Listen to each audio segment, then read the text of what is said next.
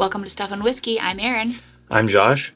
I'm on the borderline of yawning right now. I'm also tired. We're filming this on the day of daylight savings time. So we lost an hour last night, and I'm not too happy about it. But here we are nonetheless. I thought we were abolishing this. I thought we were going to perma daylight savings time. I don't think that is the case anymore. All right. Well, what we're doing over here permanently is we're permanently tasting things blind to give you the most honest opinions possible, separate and apart from any labels or hyper bias. So we have no clue what is in these glasses. We do know it came from this sample jar, which has a number on the bottom of it that corresponds with an online key of a whole bunch of samples, and it was drawn at random. So it could be literally anything except it is clear, so we know it's a bourbon or a rye. And I am pulling up that pool because I forgot to pull up the key. So continue. I'll also say the color on this is really nice, but we're just going to taste it blind. You know, it's not a whiskey review. You're just seeing our reaction to whatever this is. And then hopefully that is very informative for you, because it's not like we're looking at a label and gushing over the price tag or the, you know, how popular it is. The color's pretty. We're just telling you what we're getting. So if you like that sort of thing, think about liking the video and subscribing to the channel, because we do these videos. We do blind tastings every Monday and Thursday. Yeah.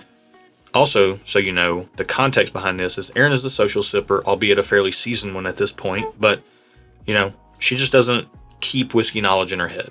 I'm the whiskey nerd amongst the two of us, and we love hanging out and having pours with friends here at our house. So welcome to the lounge. Welcome to our channel.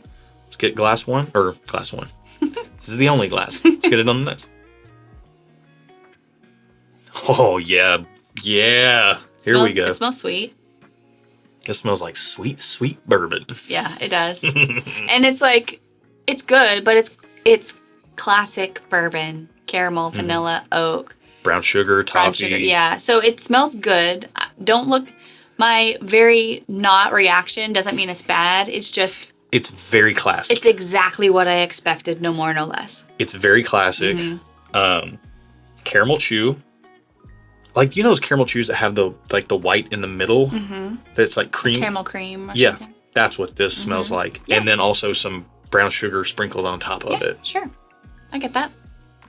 Yeah. This smells very sweet. Has a little bit of an ethanol edge to it. A little bit. Not a lot. It might have some proof to it based on what I'm smelling. Yeah. And then behind all that and underneath it, as a supporting note, is this bedrock of like a woody oakiness. Yeah. It's more of just like a sweet oak. Not super prominent, but it's definitely in there. Yeah. I'm kind of getting marshmallowy. Yeah. I got you there. That's a good call. By the way, if you're smelling and tasting whiskey, whatever you get is a good call. Your palate is your own. We're just speaking our experience. Yeah. Sometimes people comment like, how do you get this and that? Like, your palates are so far. Look, we just say what we're getting, but we've also been doing this channel for over 4 years now. So keep that in mind. Yeah. There are times when I don't get anything, and that's fine. Like, that's fine. And if I don't get a picture in my brain when I smell or taste something, then I don't get anything. Yeah. And also, I know that like when I drink coffee, I don't think about how to communicate any of that stuff, because I don't communicate. When I'm drinking coffee, I'm just drinking coffee. I either like it or I don't. I know I don't like nutty coffee, and I know I don't like burnt tasting coffee. Otherwise, good. You like dark roast, nutty coffee. I do. So I absolutely do, which is unfortunate. Yeah. And a lot of dark roast is burnt. So no, it's not. But here's the thing. The point I'm trying to make is that, you know, I don't think about communicating that, nor with wine. I might be like, oh, this is sweet or this is dry or whatever, but I'm not pulling individual notes. You're hearing notes here because we're talking to a camera and we're communicating about what's in the glass. So, you know, don't think you have to pull these notes too. There's plenty of times if I was just drinking whatever this is by myself or here at the house, you know, with you or a friend, I'd probably just go, oh man, that just smells like really good sweet bourbon. And you tend to pick out more notes than I do, but like there are often times when you're like, what do you think about it? And I'm like, it's good. Yeah. And that's it. And that's okay. All right. That's fine. Let's see how good this is on the palate. But first, we have to talk about today's video sponsor, ZBiotics, the world's first genetically engineered probiotic designed to tackle the rough mornings after drinking. This stuff right here is a game changer, and it is super simple to use to feel your very best the next day after having some pours. All you do is shake it up, crack it open, drink your ZBiotics. then you have your other drinks, and you have a great morning the next day. Because let's face it, we don't bounce back like we used to. No, not at all. This stuff helps us immensely. We were skeptics, turned subscribers. We tried ZBiotics. It changed the game for us. And actually, we thought that first time had to have been a fluke. So we tried it again, and we became subscribers ourselves. We've actually subscribed for the last 2 years personally, and it wasn't until we subscribed that we reached out and ZBiotics became a sponsor. We don't do any recording for the channel, barrel picks, live streams, none of that without ZBiotics first. That's true. We show up to barrel picks, break open a box of ZBiotics, and people are like, oh, that's for real. Yeah, it's for real, because feeling our best the next day after having some drinks is very important to us. And if feeling your best the next day after some pours is important to you as well, then you can click that link at the top of the video description or scan this QR code right up here, and that will take you over and get you a 15% discount. And if you want to subscribe like we do, that first month will get you an even bigger discount. And all of this is completely risk-free because they have a 100% money-back guarantee. So get you some ZBiotics, whether it's a 3-pack, a 6-pack, or a 12-pack like we subscribe to. Thank us later. And ZBiotics, thank you for making a product that we love so much that we can stand behind and we can recommend to you guys. Now that we've got our ZBiotics in, let's get back to the video.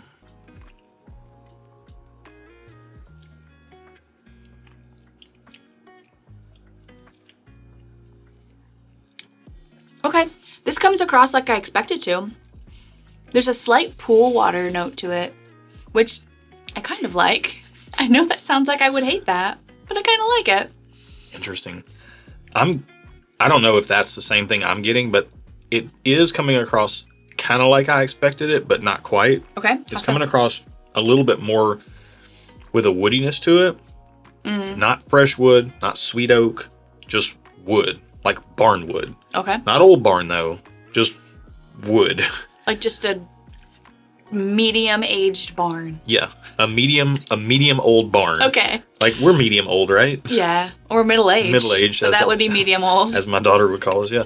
But this to me, I'm getting a pretty prominent, like medium barn wood. A middle-aged barn wood. Yeah, and then I'm also getting a little bit of like a birch beer, like this isn't a thing, but an unsweet root beer.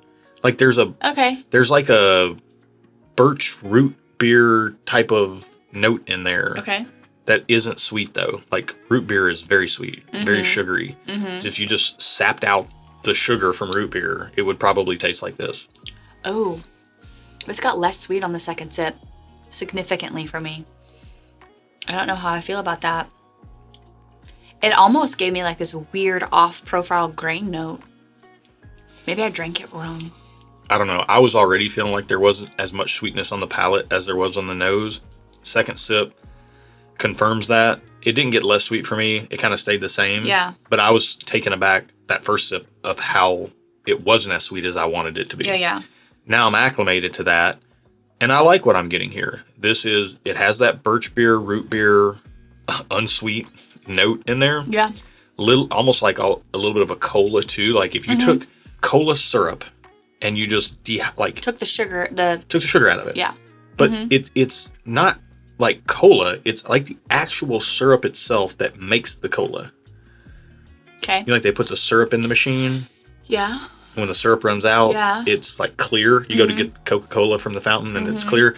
But then also sometimes they put too much syrup in there and you're like, whoa. Yeah. That's like this. Okay.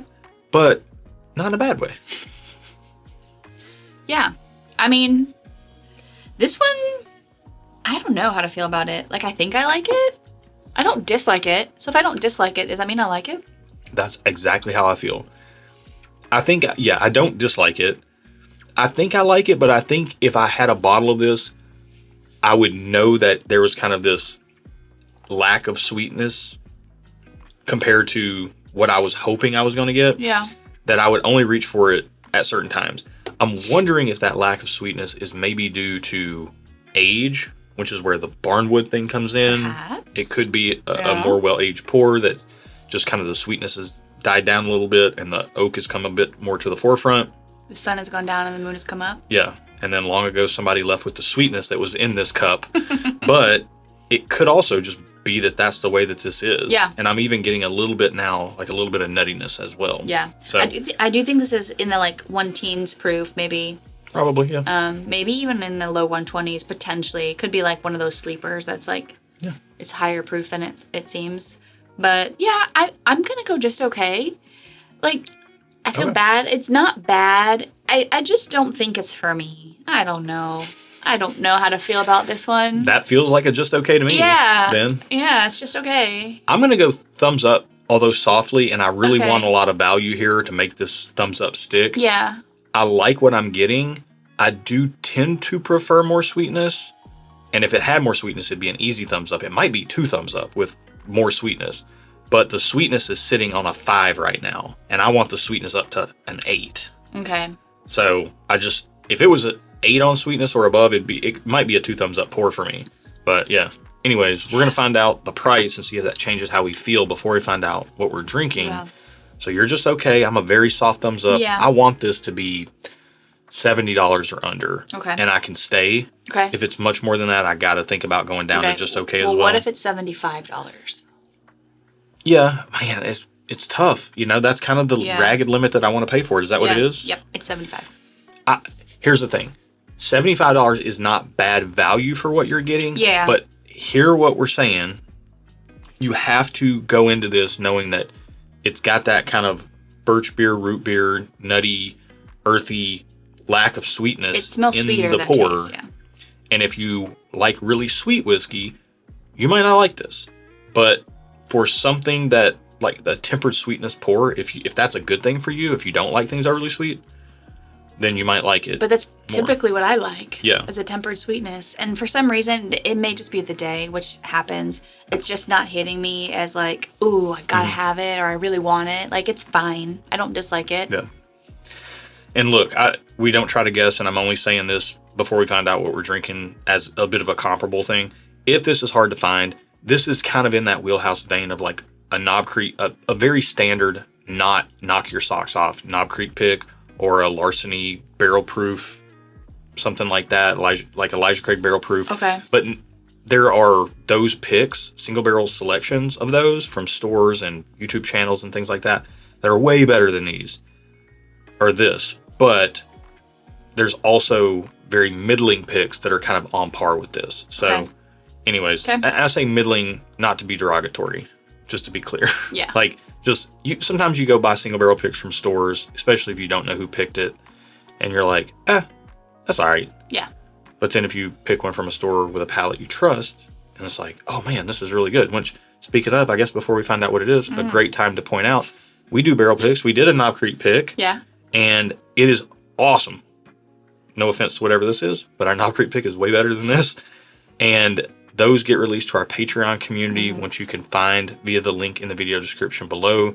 And for as little as $3 a month, you can even get plugged into our Discord through Patreon. Yeah. And the Discord community that's where it's is at. Not toxic like Facebook. We don't do Facebook, but you can join in on Discord. Everybody is involved. Everybody is kind of equally yoked, as we will say. You know, everybody's paying at least $3 to be part of the community. So there's a small level of investment, but it keeps the membership quality high.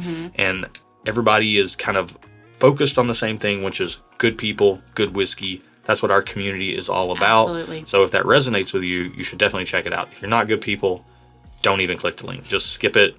We don't need not good people in our community. Correct. But if you want our barrel picks and you want to get plugged in, that's down there. And while you're down there, we got shirts like this one and all kinds of other stuff at stuffandwhiskey.com you can check out. So, absolutely.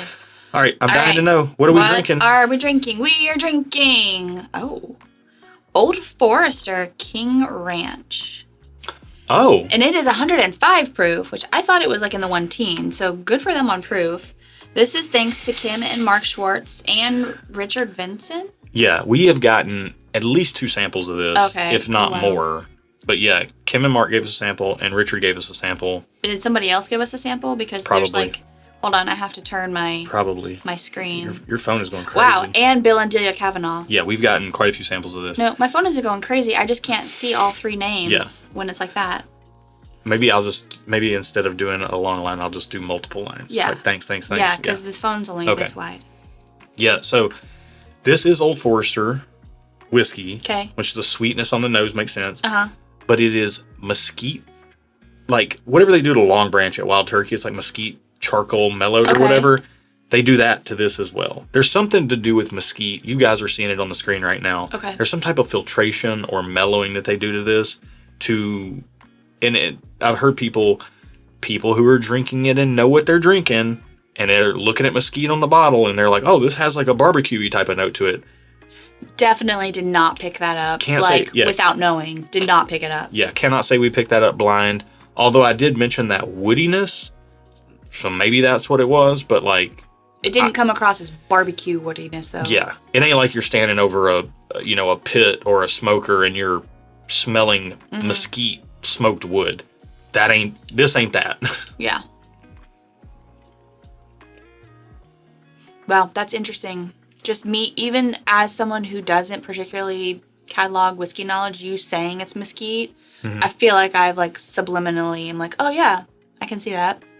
Yeah, okay. Now that I know what it is. But we didn't pick that up at all. Right. Well, before. and that's a testament to drinking things blind. Mm-hmm. Again, subscribe if you like this style of content. Now that I know it's that, I'm like, oh yeah, it's got a little like this smoky wood thing on the back end, you know? But it's faint. It's light. It wasn't so obvious that we picked it up not knowing what we were drinking. Right. I think it's a Texas exclusive release. Okay. I think it's $70. I think it goes on secondary for a little over $100. It's fun to try. It's definitely I think what you're paying for is more about the story. And King Ranch is this huge thing like in Texas. Okay. I think the biggest, basically, I think the show Yellowstone is kind of loosely based on how dominant King Ranch is in Texas. I'm not saying it's like a 1-to-1 whatever, but it's that big of a deal. Okay. And I think this is like a cool release for King Ranch. Yeah. And it's a fun release for Old Forester. Are you missing anything by not trying this whiskey? I would say no. I would agree. But if you are interested in it and you're okay with paying for the novelty of it, then that is exactly what you're paying for. Yeah, for sure. And you're not getting bad whiskey, but it's also didn't blow us away. So I think that all bared out. I think this landed exactly where it should have landed. And yeah. I feel good about it. Yeah. We feel good about you watching. So thanks for being here. Yeah. And I think that's it. Yeah. Yeah. Be good to each other, y'all. And until next time. Cheers. Cheers.